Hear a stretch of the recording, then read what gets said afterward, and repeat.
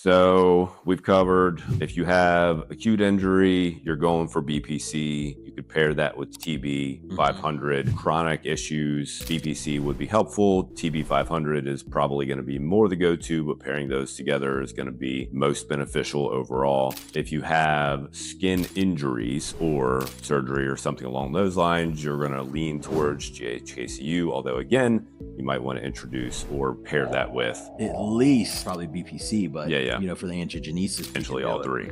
Yep. Interesting. The GHK-Cu, so you mentioned a little bit about rashes and breakouts and things like, not acne breakouts per se, but rashes and stuff like that. Have you seen it benefit rashes and stuff? Because that's just inflammation. I haven't really. Again, that I look more to the BPC. Anytime I think I'm functionally trained, so that's what I do with a lot of my clients. If we have skin issues and we're looking at like rashes, hives, I'm thinking gut. If I'm looking at acne, cystic acne, I'm thinking liver. Hormones are maybe at play, but it's because they're not being removed from process for the liver. Yeah, so everyone always goes, oh, hormones. Yeah, but it's your liver. Yeah. So, you know, maybe we get some glutathione in there. We support your liver with other supplements that process the liver. And then a lot of times I see that dissipate. So GHK-Cu, not so much with hives and things like that. Blemishes, there is some research that it can help sunspots and things like that.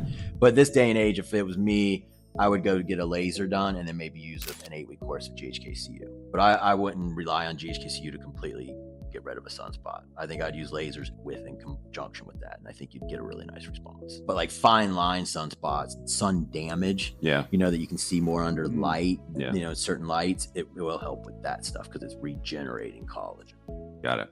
I think of it like collagen protein on steroids. Yeah. Because I know collagen protein, that's part of its benefit is helping collagen in your skin and everything regenerate, which you could see some level of benefit.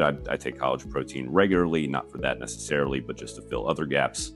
You see a level of benefit from that, but I've kind of envisioned it as that. Collagen protein in conjunction with GHK-Cu is going to have a really good. Interesting.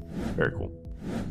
Duration protocols. So for like an injury, are you just using, say, BPC and TB-500 and you stick with that? Are you using that just until the thing heals up? I think you can probably push it up to 16 weeks, but most people are going to say 8 to 12, somewhere around there. We do know that over time, the pathways, it is best to cycle off. I really don't see a problem with 12 weeks. I think to be safe, a lot of our clinicians are going to do 8, and I'm totally okay with that. But I think you could probably push it to 12 and you're still getting benefit. And even if you go a little longer, you're getting benefited. So, you know, you're best to do maybe 8 on, 8 off. But hey, listen, you know, if you're someone who shoulder joints are so bad and you start this and you feel amazing and every time you stop it you feel terrible, you know, you push it a little longer and it still feels great. Maybe what you can do is try to just take the dosing less, but see if you're still getting a benefit. The less times you take it, you can maybe try that. If you're a man, you could rotate in. We do like very low dose nandrolone, 40 mgs to 60 mgs a week. So maybe you do, you know, 8 weeks of BPC and TB for your joints, and then you do, and at 40 to 60 mgs of nandrolone, you're really not going to see any crazy muscle. You're not going to see any crazy